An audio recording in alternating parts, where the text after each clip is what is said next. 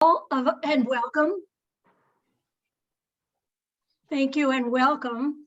All of our online meetings are free and open to the public. Any citizens, anybody who's interested, we welcome you. We ask you to register through the Woods and Wetlands website, which you probably have already found, but for future, please use that. It gives us an idea of who else out there. In just a minute, we're going to hear from our featured speaker, Lydia Scott. Oh, Linda's doing the text. That's fine. Let her do it. Just of the Morton Arboretum, who will introduce us to the Chicago Region Tree Initiative, which is an effort to save our tree canopy and actually bring it back. But she'll be telling you more about that. First, though, we have a couple of brief announcements. As Doug said, we're recording this. If you don't want your face to be on it, please mute your video.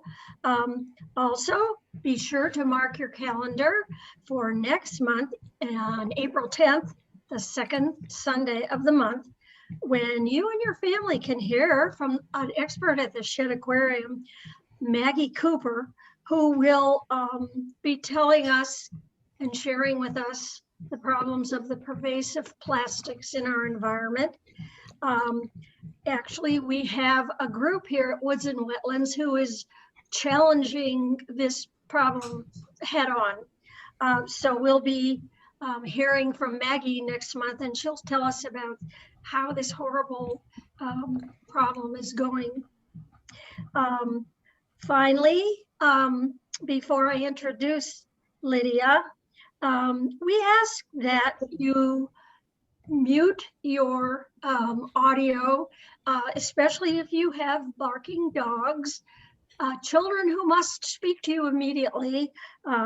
If you would mute, then it'll be better for the rest of us as we are enjoying this conversation. Please put any questions you may have in the chat box. We prefer to handle questions after the guest speaker. So if you would put them in there, we'll sort them out and we'll put them to her after she finishes her talk. We'll also have opportunities or ways for you to contribute to the tree initiative right in our own area. We're going to tell you. Hold on, we're gonna tell you. We even have a video from the Lake Forest, the Lake County Forest Preserves that a lovely young woman sent us, and we'll share that with you just a couple minutes after our question section. But let me go to Lydia Scott, who we are delighted to welcome. She is a director of the Chicago Region Tree Initiative, a coalition of organizations working together to improve the health. I am unable to connect, but because mute, please. It's a coalition of organizations working together to improve the health of the urban forest and quality of life of the people who live in the urban areas, suburban areas, and rural landscape.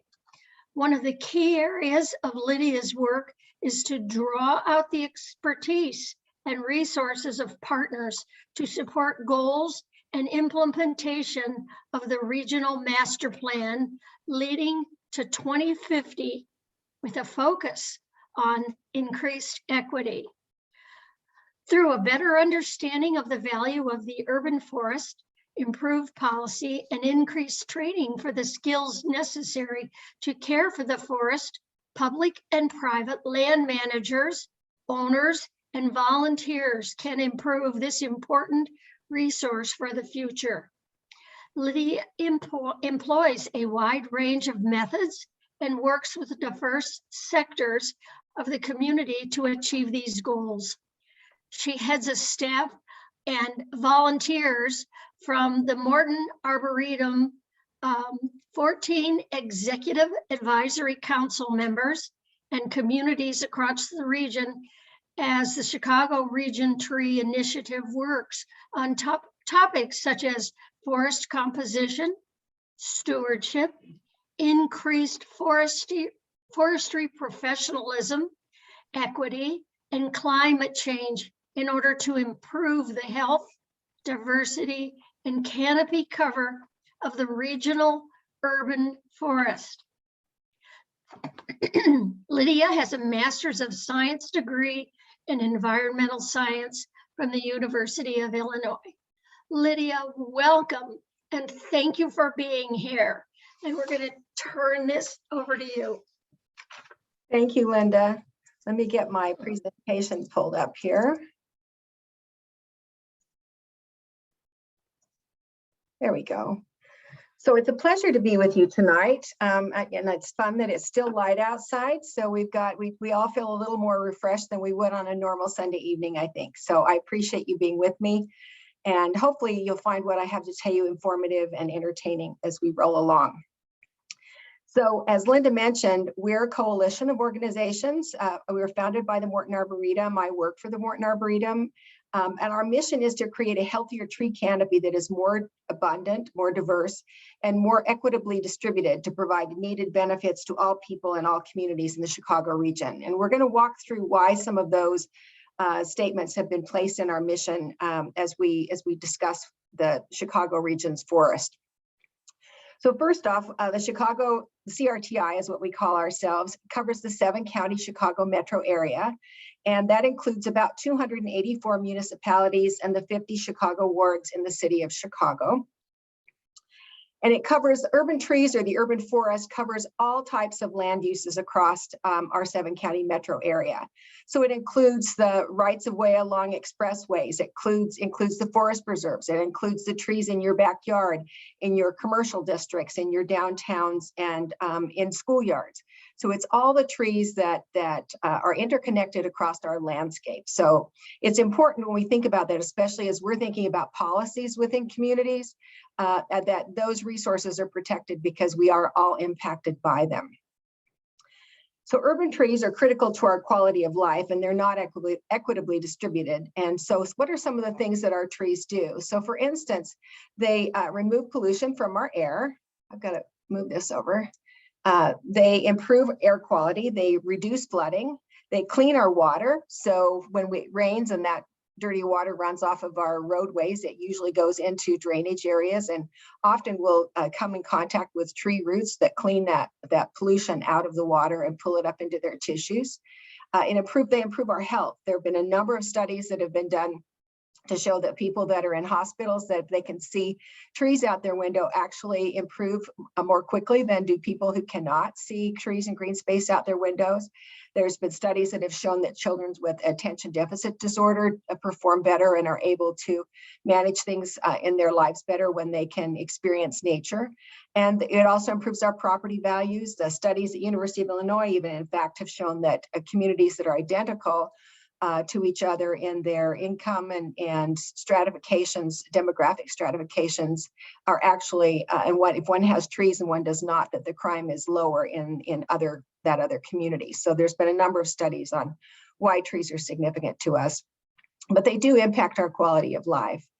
In 2019, we launched a master plan for the Chicago region because it's a huge undertaking, and we'll talk a little bit about some of the data that we've collected and sort of the scale of what we're trying to do. But this master plan identified 4 key goals.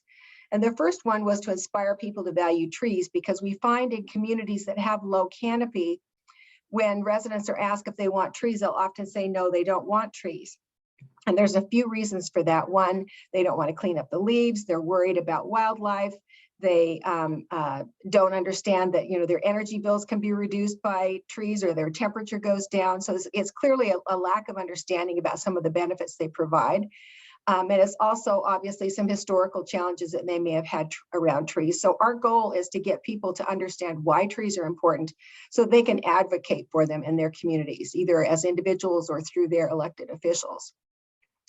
We also have as our goal is to increase the region's tree canopy, because a bigger tree canopy creates larger benefits and provides more resources for our region. And our goal is to increase our canopy by 4% by 2050.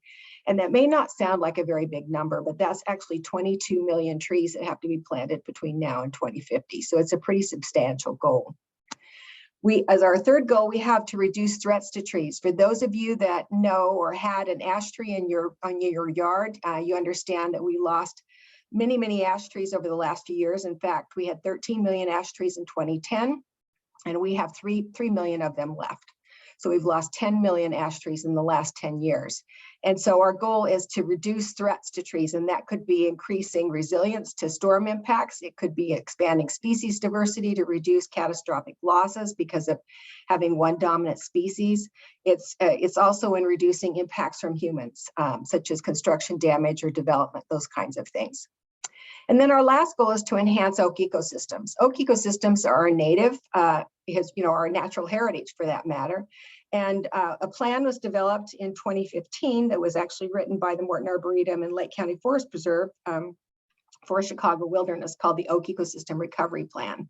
And you can get to that on our website if you're interested in looking it up later, but it provides some very extensive descriptions of why our oaks are in decline.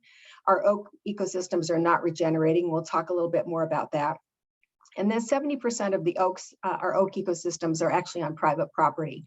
So they're not protected or put in any kind of protected class, such as our forest preserves are. So we need to educate and engage landowners that have oak ecosystems on their properties to manage them compatibly with our forest preserves to reduce impacts from invasive species. And then also to get people to plant more native species on their property so that we can connect these. And we'll talk more about that also. So how do we succeed? So there's a number of things that we have to focus on, and because of the scale, 7 counties, Chicago metro area is a pretty large area to try to make an impact. But what we've found is that when we talk to one person, they talk to somebody else or a couple of other people, and it continues to grow. So we have to be strategic about how we work, and we're going to talk about our prioritization process. But we rely on individuals such as yourselves to help carry the message out and to share with others so that other people become aware of what our challenges are and how we can actually have a positive impact on our urban canopy and our quality of life.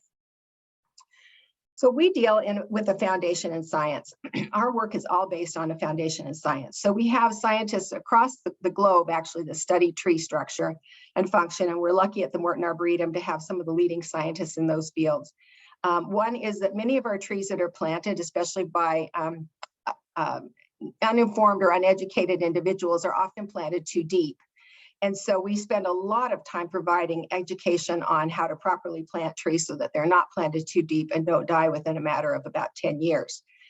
We also have developed guides on species selection, and we've made them as easy as possible. We actually got a call from a Lake County community that has an engineer running their public works department who said, I'm tasked with selecting trees and I need some help. So we developed a tree selector that's available on the Arboretum's website that you simply check off boxes. Do you want a native tree? Do you want a tall tree, a short tree, spring color, or spring blooms, fall color? You answer those questions, where the tree's planted, what kind of soil, if you know it, or if you're impacted by salt, that kind of thing. And it'll give you a list of species to choose. So we've tried to make that as easy as possible. Then we have scientists that are working on the next replacements. So for instance, when we went through Dutch elm disease, many of the replacements that are seen now on the market were actually developed at the Morton Arboretum and other botanic gardens, such as your accolade elms and some of those others that are resistant to the Dutch elm disease. And then we have an extensive data set, the largest data set of its kind in the country. And I'm going to talk to you a little bit about that because that really informs how we make decisions and how we know where to work. So in 2010, the Arboretum did a tree census, and we just repeated it in 2020, and the results are in. And our canopy has gone from 21% in the last 10 years to 23%, which actually surprised us because we thought for sure with the loss of our ash trees that our canopy would have gone down. But it's gone up. We now have 172 million trees across the Chicago metro area, and these trees provide significant benefits to us. And we're going to talk a little bit about how this works. This pie chart on the right side of your screen shows you the species distribution across our region. And many of you may know what European buckthorn is. It's an invasive species. It's the most common species in our region. It's 36% of all the trees across the 7-county Chicago metro area. And for those of you that are in Lake County, it's 52% of all the trees in Lake County are buckthorn.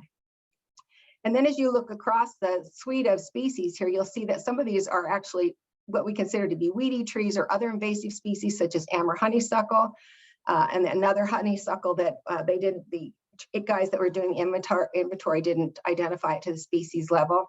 We do still have, surprisingly, some American elms, green ash, 2% left, which is not that much. It was 8% when we did the census in 2010, white mulberry, black walnut, and European alder. So you won't see across there any of our native oaks, and that's a challenge for us. So here's a breakdown of canopy cover by county and including the city of Chicago. And canopy's gone up in every county except McHenry County, where it's gone down just a little bit. And in the city of Chicago, it's gone from 19% to 16% in the last 10 years. And that's particularly problematic. Now, the new mayor, Mayor Lightfoot, has just announced that she's investing $46 million in tree planting in the city of Chicago. And that's going to help, but it's still not going to catch up with the losses that they have. So we have more work to do there in the city of Chicago as well. This table gives you a little bit of information from our census. It's based on iTree, which is an assessment tool that was developed by the U.S. Forest Service and the Davie Resource Institute that helps us begin to understand some of the benefits that our trees provide based on these demographics, these species distributions. So we've already talked about the fact that buckthorn is our most common species. And we see that 65% of our trees in Chicago are smaller than 6 inches in diameter, but regionally it's even higher than that. It's 70-something percentage. Then when we start to look at some of the benefits, and this is where the iTree suite of resources comes in, it shows us the pollution removal for the trees that we have, and it's broken down by Chicago on the top and the 7-county Chicago metro area on the bottom. So for pollution removal on a dollar value annually in the 7-county Chicago metro area, it's $155 million. Carbon storage in dollar value is about $3.4 billion in carbon storage. Carbon sequestration, which is the short-term storage or the intake of carbon, has about an $89 million value. Oxygen production, avoided runoff, which is stormwater, is about cubic feet per year, about 1.5 billion gallons or cubic feet per year. Avoided runoff in dollar value is 95 million. Building energy savings, and that's because trees actually cool our air, and when they're around our homes, they can shield our homes from the sun, so that we have reduced energy usage based on that. And then there's a replacement value for our trees as well.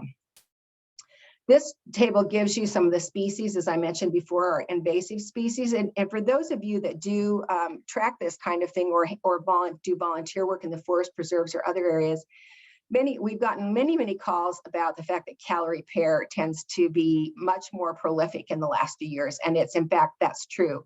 It's almost doubled in the last 10 years. So what we had before as a stem count of about 258,000 stems of calorie pear in the region, we now have about 495,000. So it's almost doubled in its coverage across the region. We've seen some things go down, like burning bush, which was a little surprising to me. Black locust has gone down, but the others continue to rise. So invasive species are going to continue to be a significant problem, and we need to really be doing much more to promote the removal and management of invasive species across our region. So we want to think about, because of the scale of what we're working towards, where are trees needed most. And so we really focus on some on some data that we've collected. So most of the counties fly what's called Lidar Imagery, and it's flown with a plane, and it picks up heights across the landscape. And in 2010, we analyzed the Lidar imagery, and this is what a map looked like in 2010. So you see these little puffy things. The lighter the color, the taller the height. So those are bigger trees. And then as you get down towards the black, that's your lawn or the roads there. So it's something that's close to the ground. And then your purpley colors are your buildings. So you can see the flat surfaces there. But when you look at it in 2017, which was the next time that the LiDAR was flown, it doesn't seem like it's changed that much. But let me go back Keep an eye out for the light yellow on the screen. Can you see that some of those larger, taller structures, our larger, taller trees are now no longer there? This map shows you, or this image shows you a little bit better. The purple are the trees that were here in 2010 and are still here. The orange are trees that were here in 2010 and are no longer here. So you can see a pretty significant decline of a larger, especially larger sized trees. And then the bluish green color, the bluish green color are smaller trees. And when you look along this center line that you see running vertically down the middle, that is likely a corridor of some kind. And you can see the little tiny green along the edge. That is most likely buckthorn, where buckthorn, pops up along those corridors. And so it gives us a little bit of information. We're just now getting the data back from this most recent Lidar imagery and are starting to analyze it so we can see where we are seeing expansion of buckthorn across the region. So what makes trees so relevant to our community, and on what basis do communities make decisions? Well, canopy cover is one of the most important things. The larger the tree, the larger the leaf, the more benefits it provides, because the leaf on the tree is actually what is taking in the carbon, it's taking in the pollution from our air, it's also releasing oxygen into the air and moisture into the air, which helps to reduce temperatures, improving our air quality. The root systems on the trees, these larger trees, have much more expansive root systems and can begin to integrate get to create air spaces in the soils to help the soils intake more flood water as it comes off of our streets or when we get rain events. The larger trees and the larger leaf area can reduce temperatures much better than smaller trees can.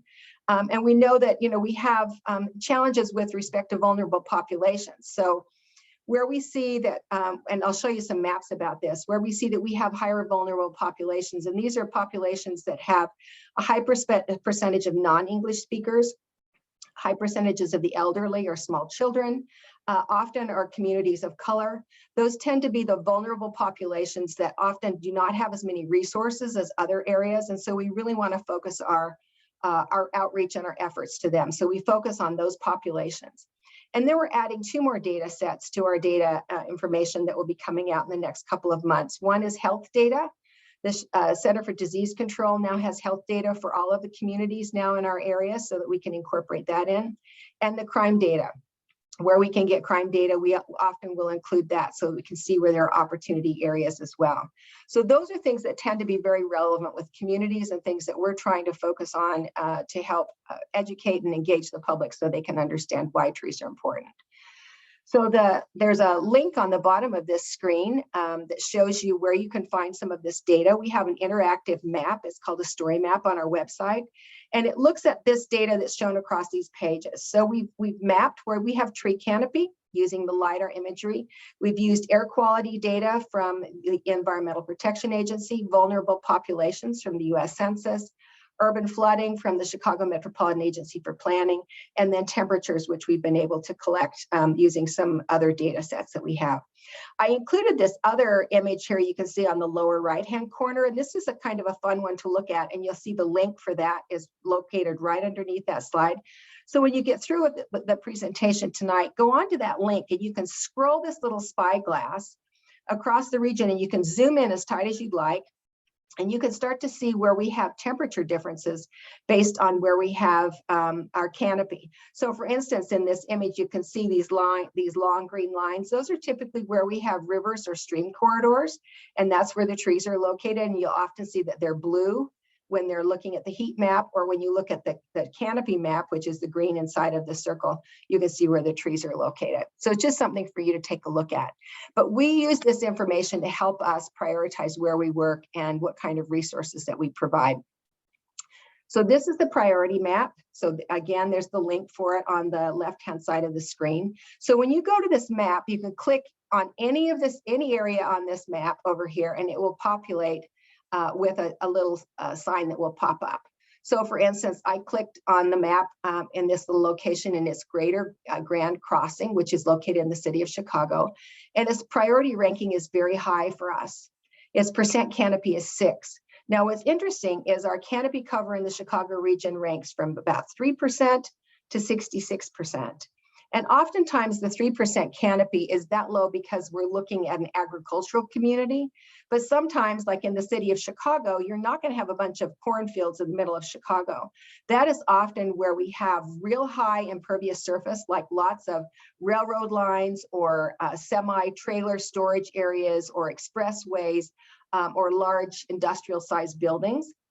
And that's one of the reasons why you'll see lower canopy. But when you have that much impervious surface in a community, the temperatures there are significantly higher. And so when you look at surface temperature on this, for every community, you can click on it anywhere on this map, the surface temperature on that day was 80. But when you look at some others, you'll see 70, 72 on that exact same day.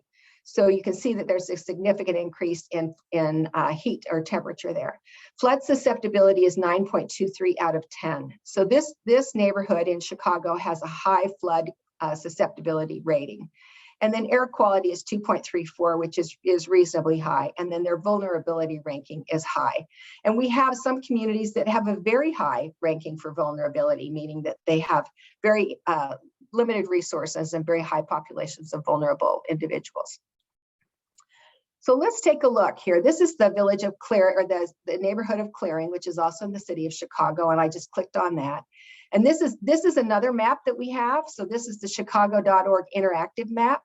And I would suggest that you take a look at both of those. On this one, you'll be able to go to your community or any community you want to, and it'll give you this little chart like this. But where it's important is to click on this more information button. When you click on that, it'll take you to a summary packet. And this is not the first page of the summary packet. This is a little further in, but the summary packet contains this information. So for the Clearing, which is this neighborhood in Chicago, you can see their canopy is 9%. Vegetation is 22%. So that's anything that's less than 10 feet in height. Buildings is 22% of the land cover. 23% of the land cover is roads. And that's a pretty high number. And 23% is other paved surfaces. So almost half, well, actually a little more than half.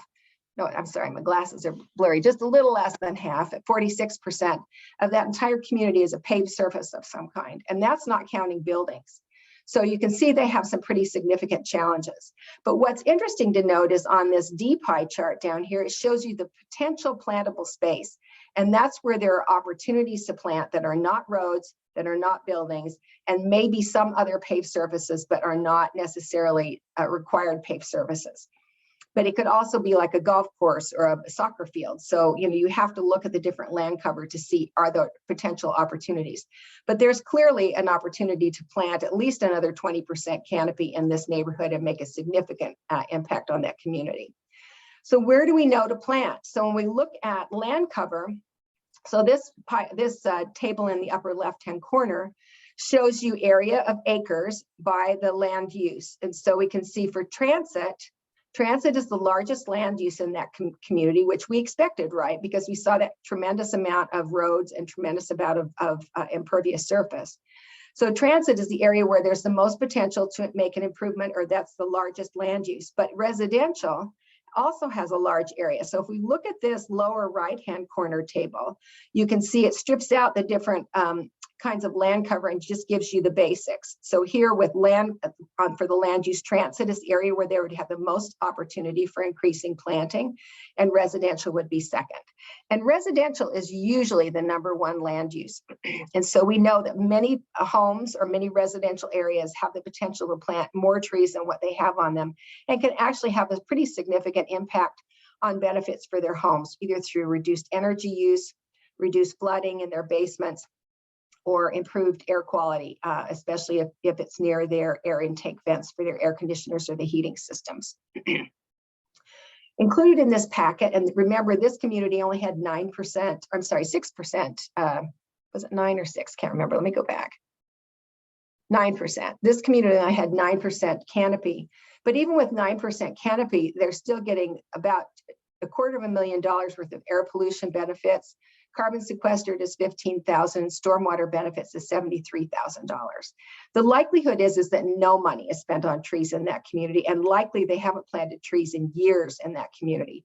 So just a little bit of investment could help increase the benefits just for these 3 variables, not to mention the other variables that are included. tree activity. Another thing that we've done to try to understand how to reach and how to help some of these communities is we've done what's called a capacity survey, where we ask them, what kinds of resources they have. Do they have any trained staff that know how to manage trees? Do they have a management plan? Do they have an inventory? Do they spend any money on trees at all in planting? How much money do they spend on removing trees every year? And this gives us the capacity then to know when we send people in with technical skills, what kinds of resources they're going to need, so that we can help them get access to funding so they can get an inventory and they can begin to develop a management plan. We provide technical training to their staff so that we can help them learn how to properly plant, prune, and care for their trees in order to help them grow. And then we also provide outreach and education to residents. So in communities where they don't have a lot of resources, one of the biggest resources they have are their residents, and they often do not utilize them. And those residents are interested and able to get involved in their community and help out, especially when they realize that it's having a significant impact. So we try to work across both of those areas, top down, bottom up, in order to engage communities in that work. The first thing, though, we have to do, especially, and as I mentioned before, in some of these communities where when you ask them if they want trees, they tell you no, is to find out what's important to them, what are their most significant concerns, and then to share what we know about trees and identify ways that we can help them. So we engage and communicate with them. We try to understand community values and goals. We try to get them to understand that all the trees in the community are part of the urban forest, not just the trees that are planted in the parkways, but the trees in their backyards and front yards and their parks and along their commercial areas. We try to get them to see that everybody in the community benefits by a healthy tree canopy. And more importantly is that everyone is needed to provide help and assistance in making a difference. And so we do a number of tree plantings every year. And we try to identify neighborhoods that need the most help and that have residents that are willing to work with us so that those trees are cared for after they're planted. So to get community engagement, we'll often hold meetings to hear from them, what's important from them. We'll identify areas where there are groups within the community that would be interested in talking with us and will listen to us and work with us. And sometimes that ends up being the schools, where the children are excited, the teachers are excited to have plantings taking place at the schools so the kids can learn about the different species and how they perform and what those trees do, and then to get them to understand what it is. What's interesting is that trees are critical infrastructure in communities, and they're not often thought of that way, even by elected officials. They think about the roads, they think about storm sewers, but they don't think about the benefits those trees are providing to those communities. And it's important that they begin to think about that. But in order to do that, they need to know and understand what they have. And so one of the things we try to do is help them get an inventory. Improving policies is really critical, because the last thing we want to do is go in and plant a bunch of trees only to come back in a few years later to see those trees have been cut down. So we work actively to engage elected officials to develop a preservation and protection ordinances for trees on public land. And on communities that have a public ordinance, we are trying to get them to implement tree ordinances for trees located on private land as well. In 1987, and for some of you on the call, you may have been here then, you may remember that Mr. T moved into Lake Forest and cut down 150 mature oak trees. And that was really the start in the Chicago region of getting private protection ordinances for trees in communities, because in many communities, they are sort of that signature aesthetic that the community looks for, but they also need to be recognized, just like you can't go in and build a mound on your property and not expect that it would impact your neighbor. You have to get a permit to change the grade on your property. We would like to see that you have to get a permit to remove the trees on your property, because the tree in your yard or in your neighbor's yard has a direct impact on your yard as well. We also want to see that standards are utilized, and just like there are engineering standards, there are arboriculture standards. Oftentimes you'll have somebody that will prune a tree incorrectly, or prune, say, oaks, for instance, in the summer, which makes them more susceptible to disease and infestation. That greatly reduces their performance.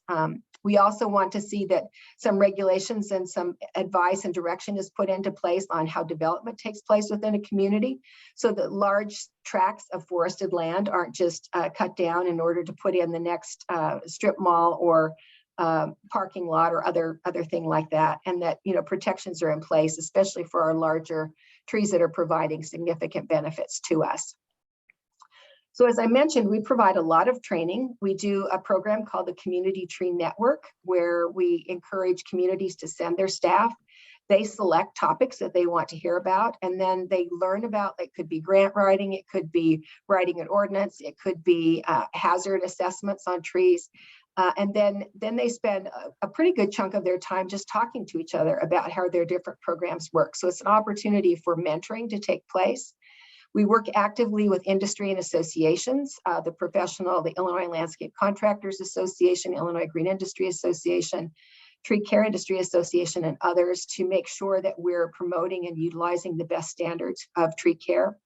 We're working with decision makers, where we actually have staff that will go in and train mayors and public works directors and public works staff how to appropriately and effectively budget and manage their urban forest as a resource. We do a program called Urban Forestry Basic Training, which, interestingly enough, we do that twice a year. And a few years back, I remember asking the group, the second day is chainsaw safety course, which seems sort of antithetical to having trees, but that's part of the deal, right? And we asked how many of them had used chainsaws, and every one of them raised their hands. And we asked them, how many of you have been trained on chainsaws? And 2 hands went up, and that was out of 32 people.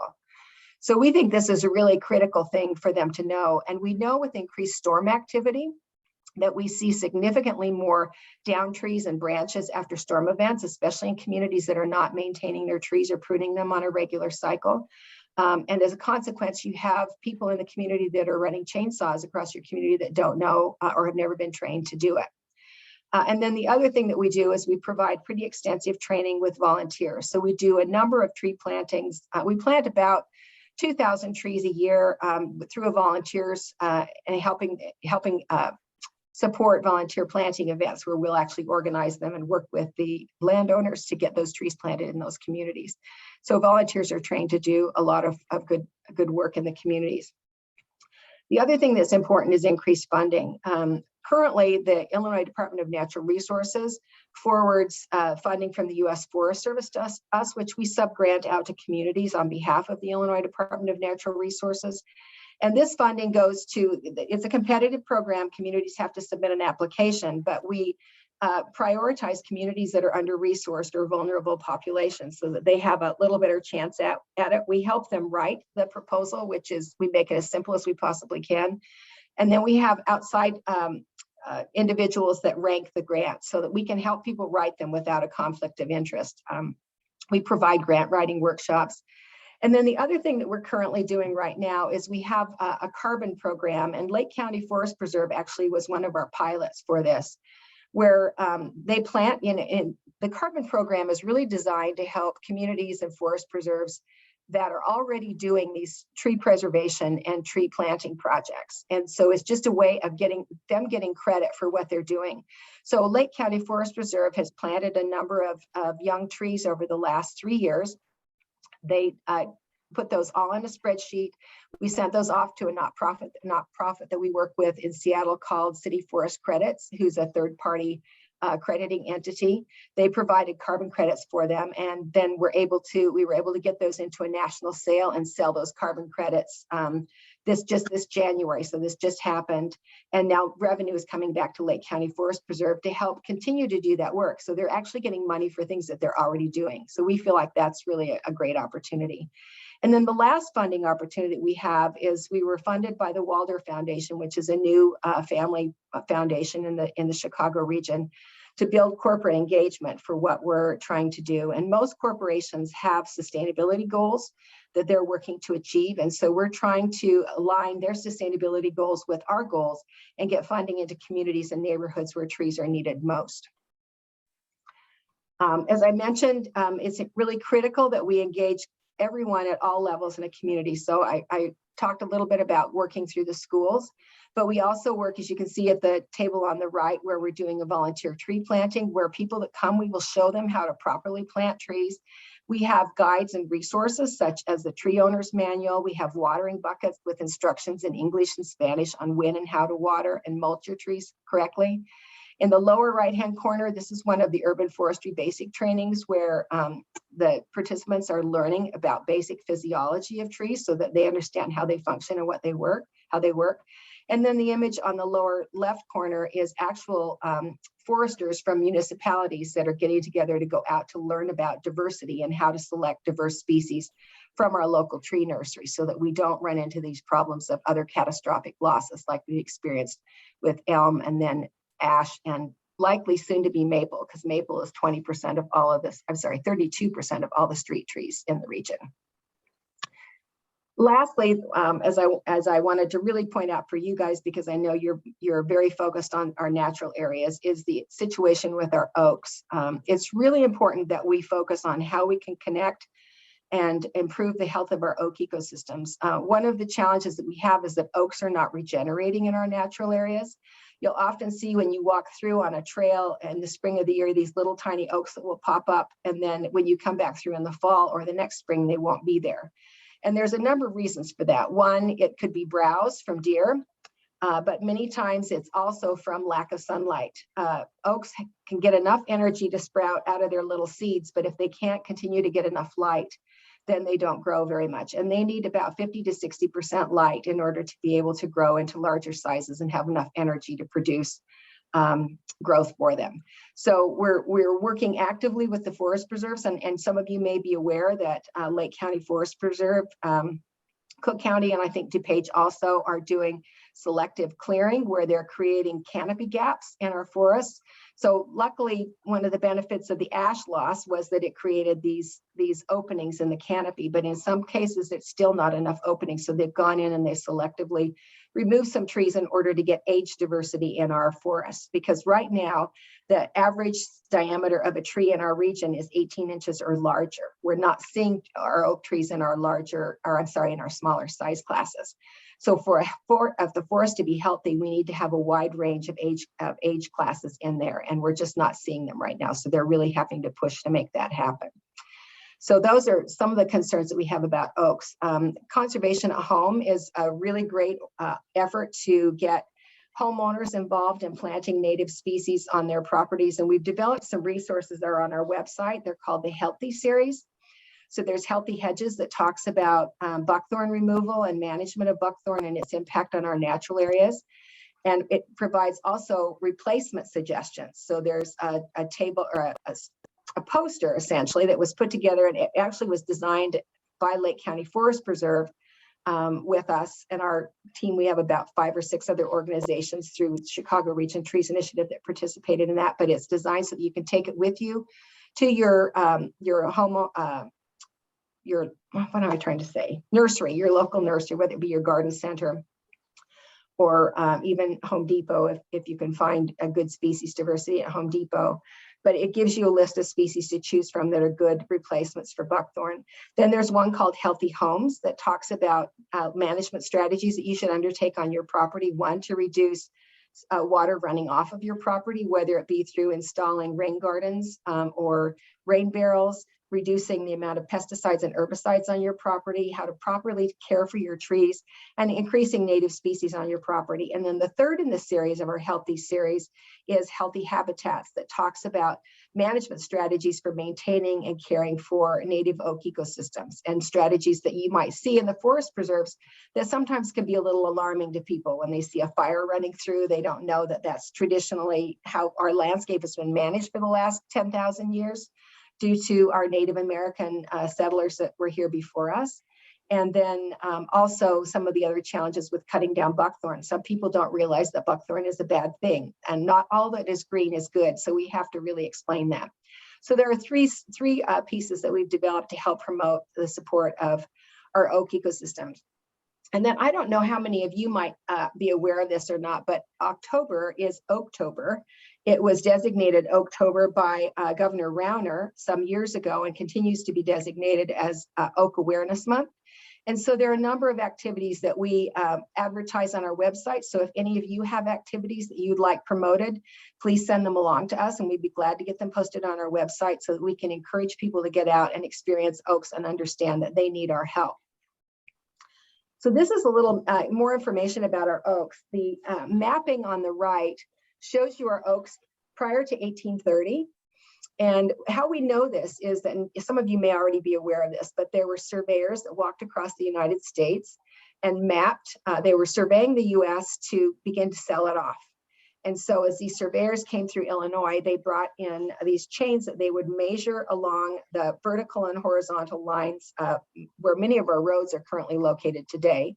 And as they did so, they would write down the species of trees that they saw and the sizes of them and a little bit about the landscape. And they would make illustrations in a journal about this.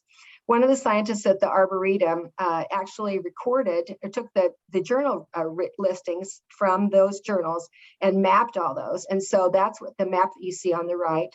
And then the map you see on the left are where our oak ecosystems are located today. And you can see they're just little pinpricks where they used to be these solid brown masses on there. And that's due mainly to development and fragmentation of our landscape. And so our goal is to try to begin to reestablish some of this connectivity. And so there's a map that we have that's an interactive map on our website. It's called the Oak Map, and there's the link to it on the lower left-hand side. And it was developed for us by the Field Museum. Mark Johnson at the Field Museum, who's their GIS expert there, developed it for us so that we could begin to see where those remnant oak ecosystems are that were here in the 1830s. Then we had 1939 aerial maps and 2010 maps that we layered on that so we can see where those ecosystems exist today. And this map shows you what's happening. So the yellow that you see on your map is what was here in the 1830s, and it's not here anymore. The blue that you see is what is still here today. And then there's a beige border around it. We put a 1,000-foot buffer around these remnant oak ecosystems. And our goal is to work with those landowners that live in those buffer areas to get them to manage their properties in a compatible way, whether it be planting additional oak and hickories or cherries or other native species. And then the purple lines that you see are opportunities to connect these ecosystems. So what we'd like to do is not only work with the people in these beige buffers, but all the people that live in this along these corridors to get them to increase planting of native species on their properties so that we can reconnect these now fragmented landscapes so that they can function better. So I've given you a lot of information, and you can see that there's many opportunities in the area to improve the health of our urban forest. And to be successful, though, we need everyone to do their part, which means those of you that are already believers in the importance and significance of nature and the importance of quality of life to people in urban areas to be able to see green space and be able to have access to trees and the benefits they provide. It's really critical that we get everybody involved. And so our goal is to talk to groups like you and to have you take action within your community to be actively engaged in finding out, do you have a forester on your community staff? Are they trained? What expertise do they have? Do you have a preservation ordinance in your community? Does it include private property as well as public property? And what kinds of investment is your community making in your urban canopy? And again, if you go to some of the maps that I showed you today, you can begin to get a feel for what's going on in your community. Because as I mentioned, there's a map in there for every single one of the 284 municipalities in each of the 50 wards in the city of Chicago that will give you a really good understanding of what the canopy is like in your community. So I apologize for rushing through that so quickly, but it's a lot to cover in a short amount of time. So I hope that's been at least a little help to you. And I'd be glad to answer any questions that you may have. Oh my gosh. Thank you so much. My brain is full. Delightful. Rosemary, will you take the first question, please?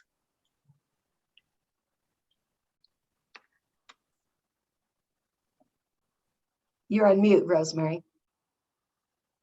I'm sorry. I think it was from Susan. Yeah, well, there are a few that have to do with the canopy. Now, Lydia showed that I didn't know if it was lighter or lighter system that they used to measure the canopy. So Linda, I think that might have answered her question. But yes. my follow-up to that is, how do you account for differences in the spread of a particular tree? Because I was thinking you could have a lot of pine trees that come to a point, and then along that line, Susan is talking about the canopy also when she says, as we all work to eradicate buckthorn, in Lake County, the tree canopy will lessen. So Mhm. it seems like we'll have to work really hard to increase a tree canopy by a goal of 4% as we simultaneously remove some of the 52% of the canopy that is currently buckthorn. Perhaps an appropriate shorter term goal for Lake County would be to get buckthorn to be under 50% of the total canopy. Mhm, So mhm. that's like a 3-part question there. Yeah. For you. No, and those are all really good questions. The Lidar imagery, the current Lidar imagery gets about 200 points per meter, and it picks up heights. And so we actually have the analyst that does this work for us is out of the University of Vermont at their spatial analysis lab, and we do crown segmentations on every tree. And the Lidar is typically flown when the leaves are off of the tree, so we can pick up the branch structure on the trees. And so that's how we can tell the size and the structure of the tree. And we're actually working with them right now to help us identify some species based on their branch structure. So it's getting more detailed all the time.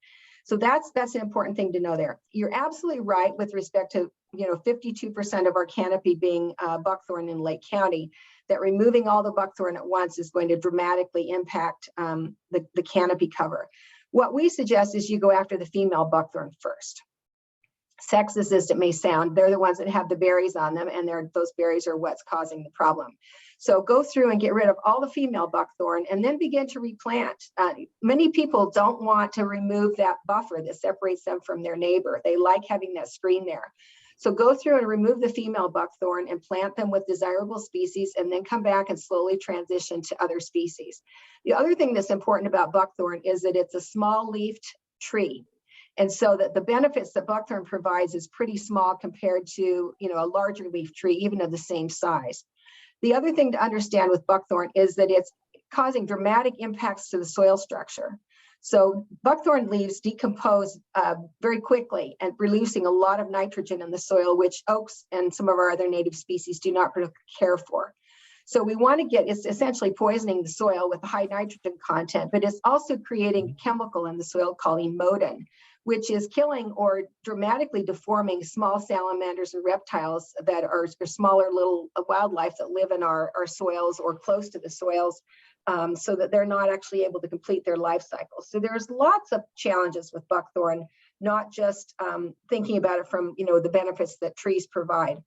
But I would recommend starting with a female buckthorn and get those out first, and then go from there. Did I catch all those questions or no? I think all the canopy questions, yes. Okay. Thank you. Is the LIDAR, is that a satellite image? It's flown by plane. It's light detection and radar is what it's called. It's LIDAR. And most of the counties fly it at fairly regular intervals. Okay. We have a question from, let's see, Sharon. Are all types of oaks native to our area? Are there certain kinds of that we especially need more of? She says she planted a red oak sapling last year and it has blight. She's wondering if she should have planted a different type of oak, which is more resilient. And I guess she needs to go to your website. But please respond. You can check out the other oak options that are available. Most of us that live in Lake County, and I'm assuming you may live in Lake County, we have, and it's true across the Chicago region as a whole, but Lake County suffers from a condition called flat woods, which is a unique ecosystem, and it's not a problem. It's unique to us. So that swamp white oaks do really well in those wet soil conditions in the spring of the year. So I would suggest trying a swamp white oak, or if you have red oaks are notoriously difficult to get started.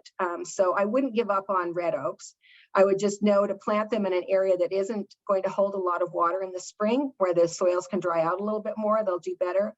Bur oaks are another one that does really well. Not all oaks that are existing in the trade are good oaks for our area. Say, for instance, a black oak needs sandy soil.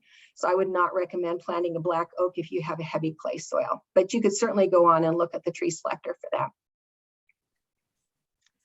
Rosemary, you want to take Chris's question? You know what? I'm going to skip over to Karen's first, if you don't mind.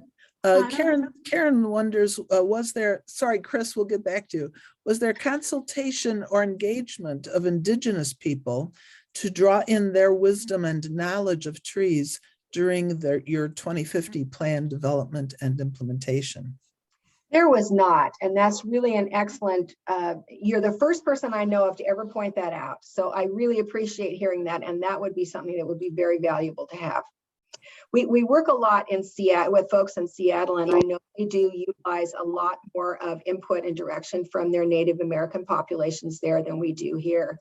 I'm originally from Idaho, next to a Native American Indian reservation, and very much more active in the culture and in the community there than I remember when I moved to Chicago some 40 years ago. I was surprised that I did not see as many Native Americans in Chicago as I did from being back home. But it's really a great point and something that we should actually very seriously look at. So thank you for pointing that out. Thank you. I actually know of somebody that you can talk to. Chris wants to know, is it true that as municipalities replace ash trees? Go ahead, Chris, ask it. As municipalities are replacing dying ash trees, are they emphasizing more diversity of replacement trees? Because I understand that what happened with Dutch elm was we planted all these ash trees and we're too reliant, again, on one species of tree. Mm-hmm, mm-hmm.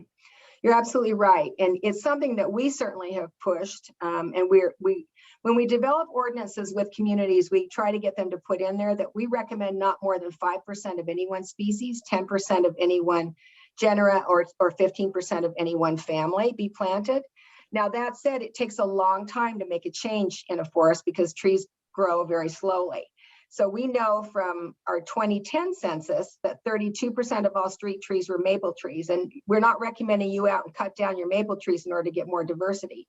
But we are recommending, for instance, that you not plant maples for a little while and plant some other species in there so that we don't have this over-reliance on maple trees, especially as Asian longhorn beetle keeps trying to get back into Illinois, and maple is one of its favorite things.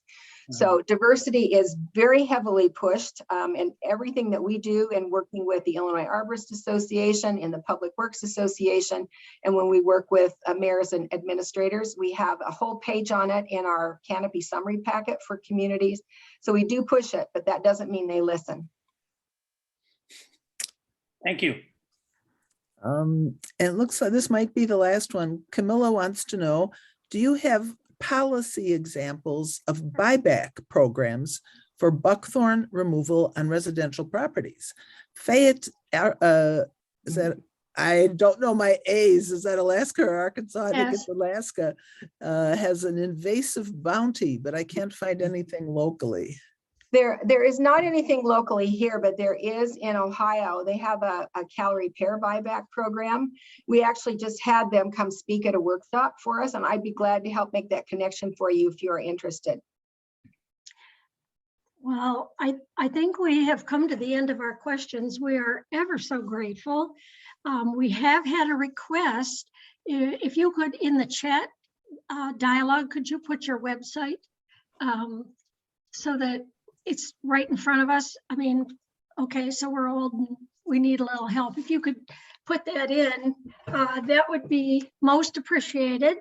Have we missed any questions that anybody would like to pop in on?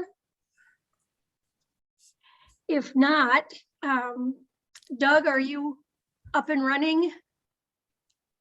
Yes. We have, I requested some support from the Lake County Forest Preserve as to how we can get involved. And I asked the fellow, you probably know him, Matt Ulale, I can't say his name. Olson. Okay, and he put me in touch with Kelly Schultz, who has prepared a short video. It's actually a long video of ways people can get involved. And we're just gonna show about 3 minutes of it. And it's, gosh, she does a great job.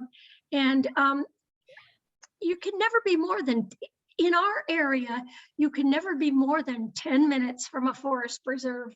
And it's a resource for us as well as a possible place to chip in and help us get this project underway. Lydia is so enthusiastic, and I feel guilty sitting here watching you. I need to get out there and get moving. But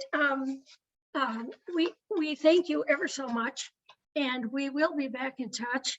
And I think we're going to have Doug go ahead and show that little snippet.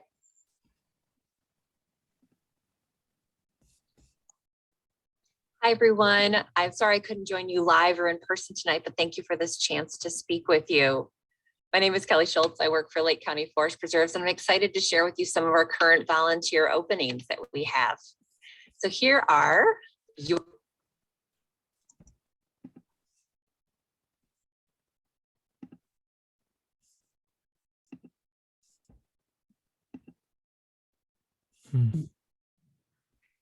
And it looks like a network error. Yeah, Yeah. it looks like I have a bit of a problem here. Let's see, let me try again. Yeah, give it another shot. Well, he's working on that. Let me say, go to the Lake County Forest Preserves volunteer. If you Google it, you'll go to the right place. There are many, many possibilities, from cutting buckthorn to pulling garlic mustard, collecting seeds, and you and your whole family can be involved in this.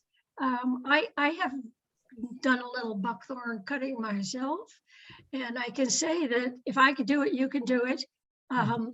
And also planting a variety of chosen species of plants to support the ecosystems, which we have to assume the responsibility for this.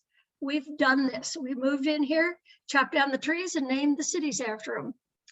Buffalo Grove, Oak Grove, Long Grove. So we need to get active on this. That's what we do here at Woods and Wetlands. So I'm hoping this will come back up. If not, we'll add it to the tape and try to make that available. I know that we've had some questions about the tapes. Show them around, direct people to them. I'm thinking about calling the mayor and asking her to look at it. So we need to make a change. Rosemary's always in agreement. I'm All just right, well, nodding. You're marvelous. Try that. We'll try it again. Okay. Thank you, Doug. We'll see if it'll work.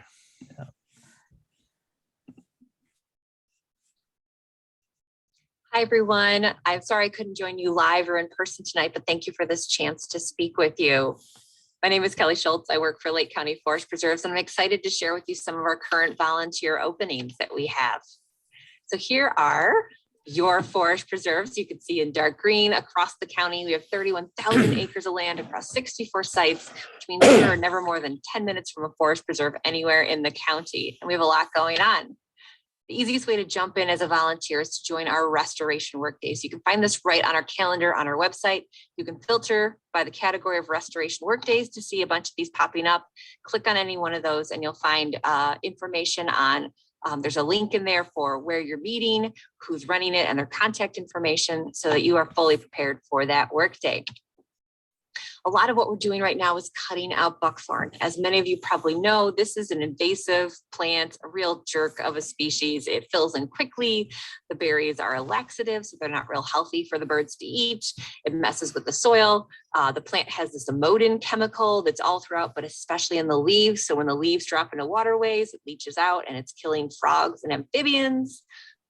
All around a real jerk of a plant. So we're excited to see more of it going away from our preserves every single year, and then replacing it with something better. So we're doing a lot of seeding efforts. We're planting oak trees, all this kind of stuff to help the ecosystem recover. And if you're interested in doing this on your own property, you might want to check out this free Healthy Hedge brochure with some suggested replacement species.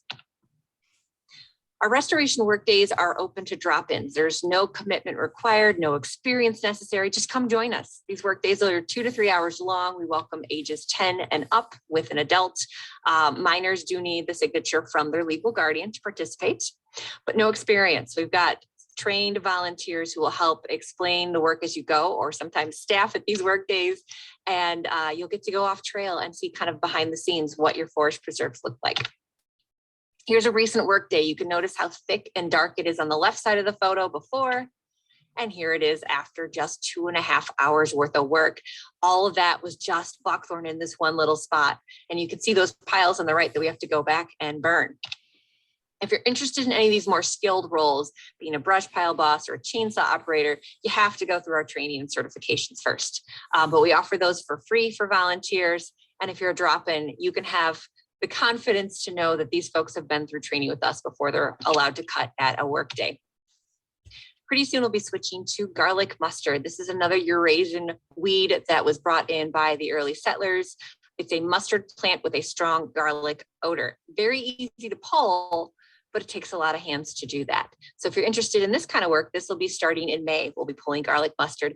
Just plan to have some garlic bread or some lasagna for lunch that day. We also do a lot of native seed collection. So oftentimes we're collecting for use within the same site. Maybe we've cleared out the buckthorn on the west side. So now we're going to the east side to collect bottlebrush grass, Joe pieweed, brown-eyed Susans, and then we'll sow that seed in the area where the buckthorn used to be to help it recover. Other times we have a bumper crop of something, milkweeds or blazing stars. And so we'll collect those and put them into the general pool for other Lake County Forest Preserve use, because we need a lot of seed every year.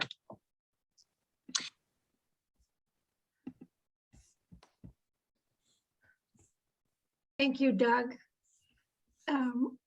These are all examples of activities, and we're delighted that Kelly put that together. And I just want to say thank you again, Lydia, for sharing with us. We hope to see you again somewhere down the road. Thank you for having me.